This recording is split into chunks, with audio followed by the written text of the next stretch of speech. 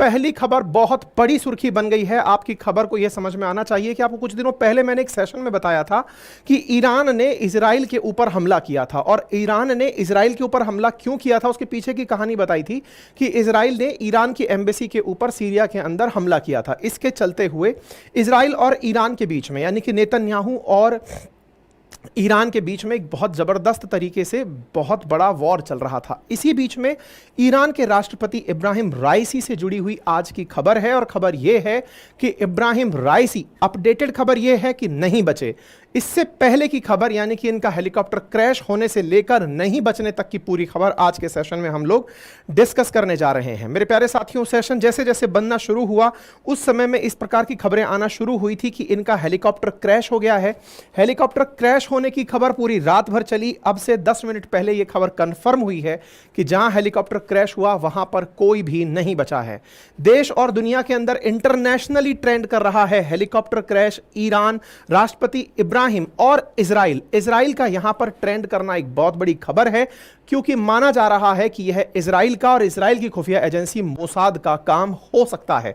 सुर्खियां इब्राहिम राइस की rescue operation for helicopter crash के लिए, दुनिया भर की जो हेडलाइंस आपके सामने हैं वो सारी की सारी हेडलाइंस आप सुनेंगे।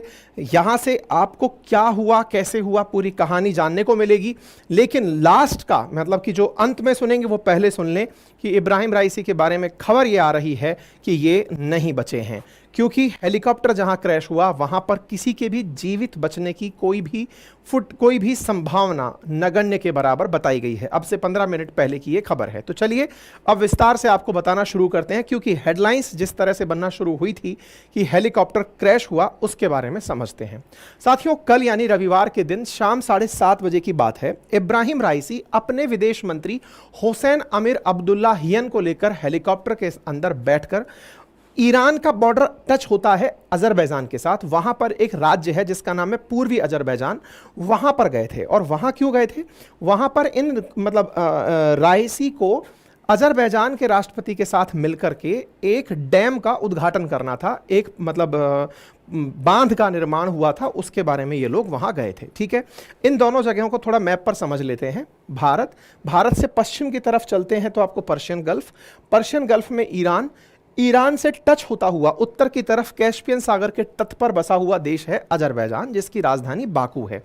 यह वही अजरबैजान है जिसको हमने अर्मेनिया अजरबैजान के साथ कन्फ्लिक्ट में कईयों बार आपके साथ नगोर्नी काराबाख रीजन के चलते डिस्कस किया है। ठीक है, अजरबैजान और ईरान दोनों मिलकर अपने बॉर्डर एरियाज पर फिलहाल के लिए एक डैम बना रहे थे।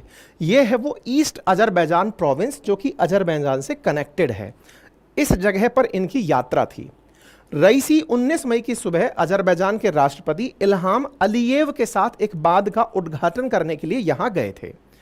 ईरान के वर्जहगन शहर में उनके साथ यह हादसा हो गया। अब आप यहां पर देख सकते हैं, ये हैं आपके सामने अजरबैजान के राष्ट्रपति जो आपको तस्वीर में दिखाई दे रहे हैं।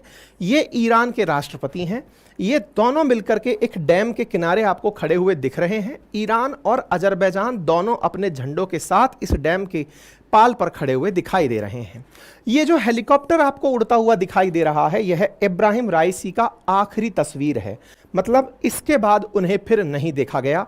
यह हेलीकॉप्टर इन्हें लेकर जैसे ही यहां से टेक ऑफ हुआ, इसके बाद का जो रास्ता आपको यहां पहाड़ियों में दिखाई दे रहा है, ये पहाड़ियां बेहद घनघोर पहाड़ियां थी। मेरे प्यारे साथियों, यहां पर एक व्यक्ति और इनके साथ सवार थे। संभव है आप इन्हें पहचान रहे हों। ईरान के विदेश मंत्री हैं। नाम है इनका हुसैन अमीर अब्दुल्लाहियन। ये राइसी के साथ साथ इसी हवाई जहाज में थे। साथ में इनके ईस्ट अजरबैजान के गवर्नर भी थे। साथ में ये कुछ लोग इनके साथ फिलहाल के लिए इसके अंदर थे। फिलहाल 2 लोग तो बड़े हैं, बाकी लोगों के बारे में मैं पुष्टि फिलहाल नहीं कर रहा हूं। तो ये लोग यहां से इस हेलीकॉप्टर के अंदर टेक ऑफ किए। कुल 3 हेलीकॉप्टर थे।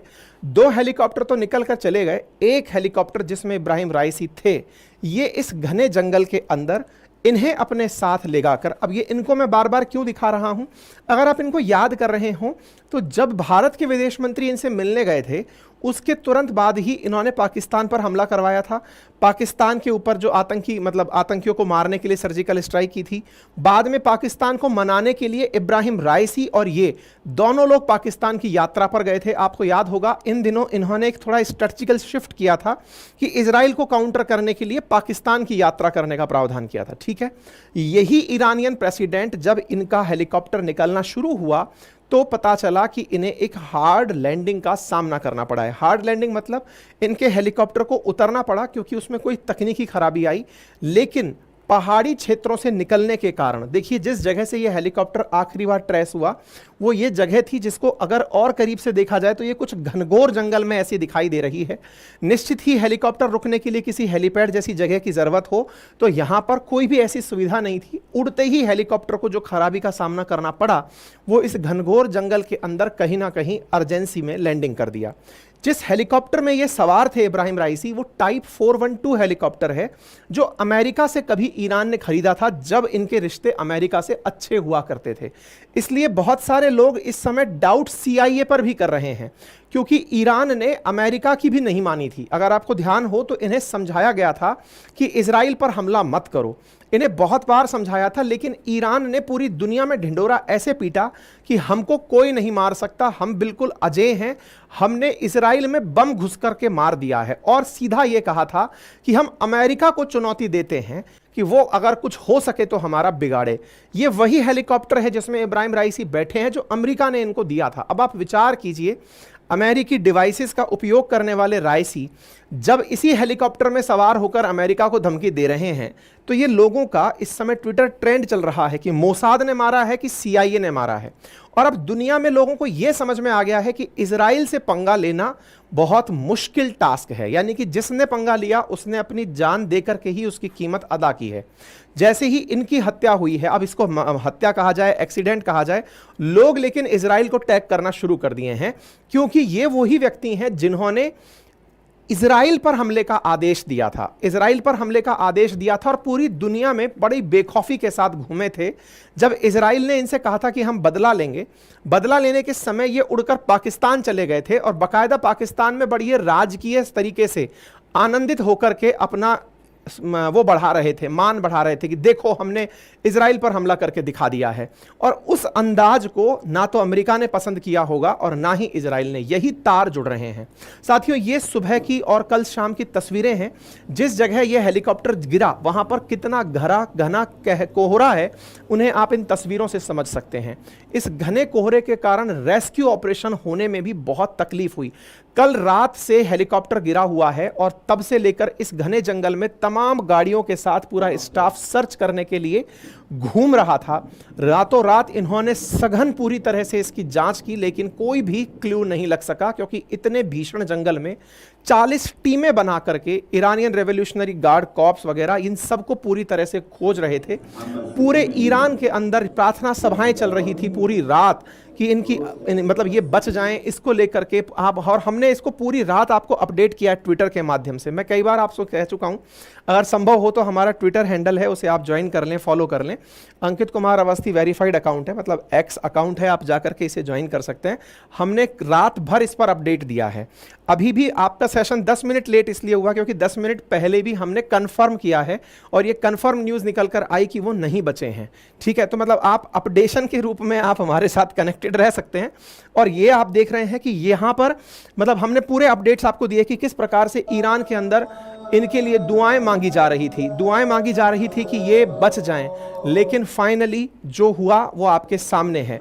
ईरान के अंदर ये नज़ारे के साथ साथ एक और नज़ारा देखने को मिला और वो नज़ारा था ईरान के कुछ घरों के ऊपर पटाखे चलते हुए देखे गए।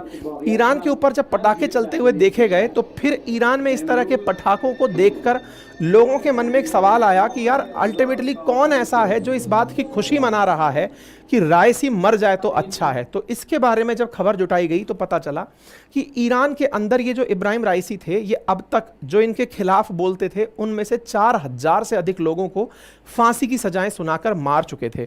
इनके यहाँ कानून शरिया चलता है और इस तरह का कानून कि जिसकी जो सजा है उसके अनुसार फांसी दे दी जाए।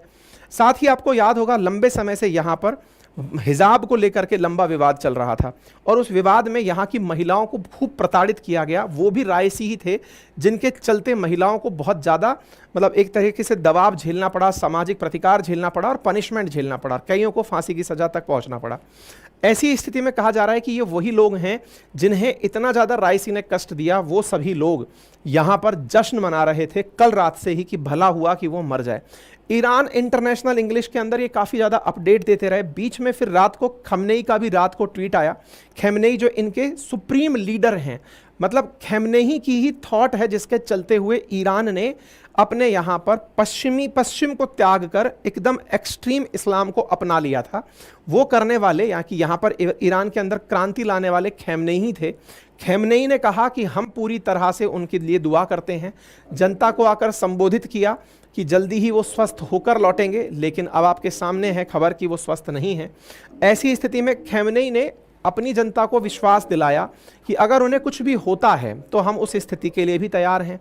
इन्होंने बाकायदा ये बताया था कि हम अगले 50 घंटे के अंदर अंदर कुछ और व्यवस्थाएं कर देंगे। इनके यहाँ व्यवस्था ये है कि अगर राष्ट्रपति मरता है तो उपराष्ट्रपति गद्दी संभालता है और अगले 50 दिन के अंदर अंदर इलेक्शन करा दिए जाते हैं। तो संभवतः यहाँ पर अगले इलेक्शन भी होंगे और ईरान के राष्ट्रपति जो हैं उनकी जगह कोई और राष्ट्रपति बैठेंगे।